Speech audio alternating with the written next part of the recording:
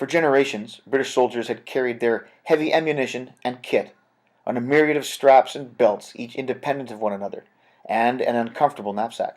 In 1871, a new pattern of equipment was adopted that represented the first example of an integral set of load-bearing equipment.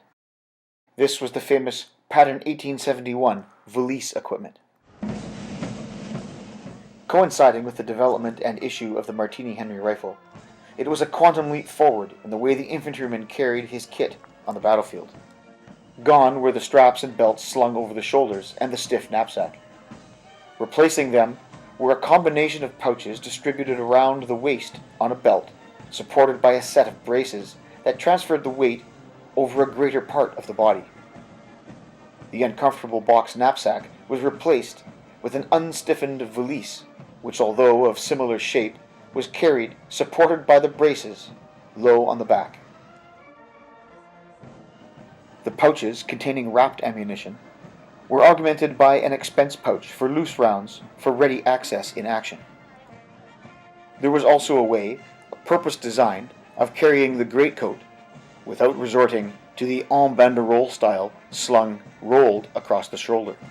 In fact, the only holdouts from the old pattern equipment were the way in which the water bottle and haversack were carried, slung on their own independent straps. The set represented a thorough redesign of infantry equipment and was fashioned to accommodate different loads depending on conditions and the availability of transport. Evidence suggests that the valise was frequently transported for the men, leaving them with what today might be termed fighting order, with only ammunition, food, and water, sometimes augmented by the greatcoat. Various arrangements could be made, including the carriage of the mess tin or canteen on the back of the belt or strapped to the cross of the braces in the middle of the back. There also seems to be evidence that the expense pouch was sometimes carried at the rear of the belt, presumably to balance the weight of the ammunition around the body. One wonders, however, just how handy the loose ammunition inside was with this arrangement. My set of P71 is a reproduction from IMA. Although not real buff leather, it is made of heavy gauge leather arranged flesh out. The brass is of decent quality. I did feel compelled, however, to make a few modifications, and relied on the scale drawings in Pierre Turner's Soldiers' Accoutrements of the British Army for specifications.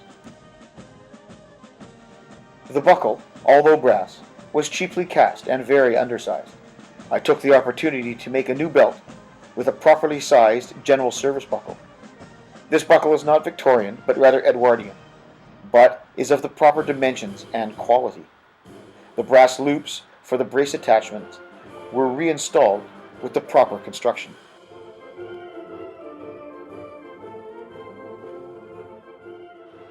The expense pouch, as delivered with the set, was of very poor quality. The leather was thin, and the capacity was somewhat wanting. This was rebuilt using proper dimensions, and now can contain over 30 rounds. The braces were adjusted to fit more comfortably, and the keeper loops for the greatcoat straps were moved to allow for proper fitting. The greatcoat straps were not included in the set, but were made to accommodate the shooting mat, and my aiming rest was simply attached to the back of the belt. Once all done, the set presented a very serviceable example of the equipment worn by the British and Empire infantry from the 1870s well into the 1890s. Martini ammunition was packaged in packets of 10 rounds, wrapped in paper and tied with a string. In order to keep the packets small and square, the rounds were arranged alternately with a piece of paper woven throughout. Each of the two pouches in the belt contained 2 packets, for a total of 20 rounds in each. The remaining 30 rounds of the soldier's 70-round issue was carried either in the expense pouch or in the haversack. As mentioned before, the expense pouch was intended to carry loose rounds, although packaged rounds fit easily within its confines. This view shows with clarity the way the expense pouch was hung from the brace ring, with the belt over top of the strap, steadying it as best as possible. Despite best efforts, when carried this way, the expense pouch is not very stable and tends to swing like a yo-yo on the end of its string from the belt, especially when filled with 20 or 30 rounds. I've chosen to showcase this equipment with this particular uniform because it looks very similar to this. The frocks here are of the Indian pattern, and the pouches are of an earlier black leather version. So far, the equipment has proven to be quite comfortable and ergonomic in use. The expense pouch is a handy way to carry loose ammunition and is readily accessible, especially with the flap open. The weight of the greatcoat, here replaced by the shooting mat, as it's borne through the braces, supports well the front of the belt with its loaded ammunition pouches.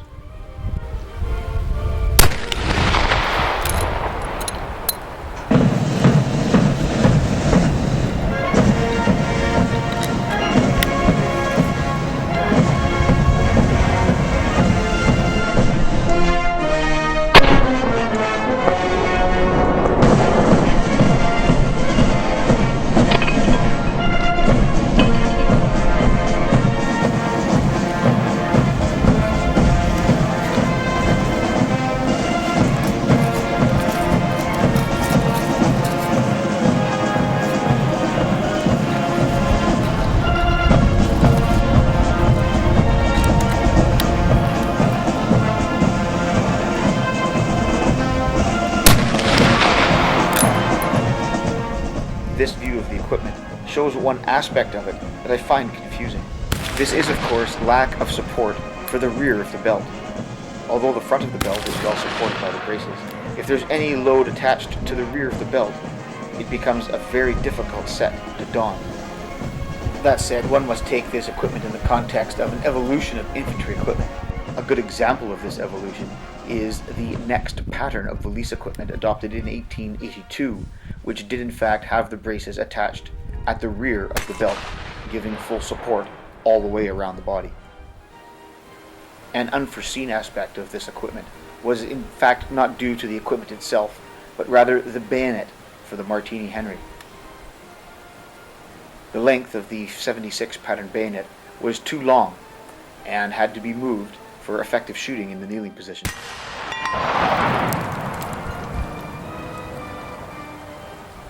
One of the aspects I wanted to test about this equipment was doubling with the expense pouch.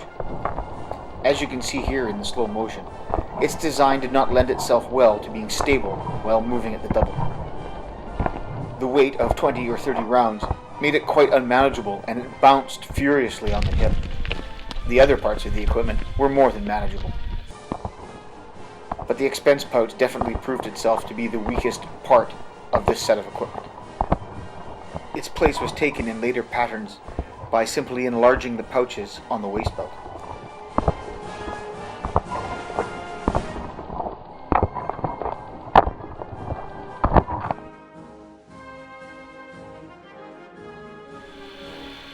The Mark I Martini was initially issued with what was known as the pattern 5371 bayonet.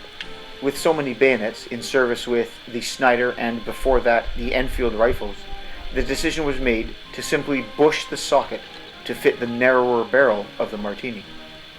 This pattern, however, was deemed to be too short, and in 1876 a longer 22-inch version was adopted. It was known by its nickname the Lunger for its long, thin shape and its apparently great stabbing capabilities.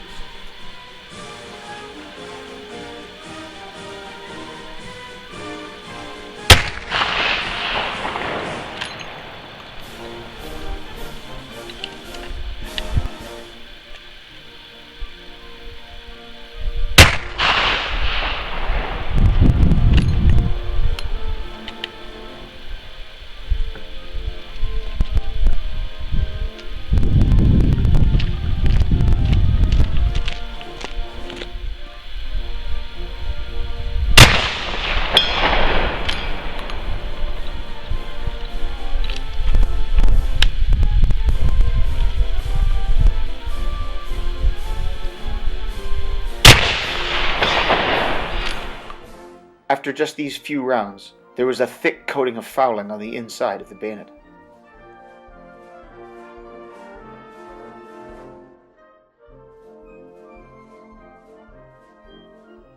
Thanks for watching.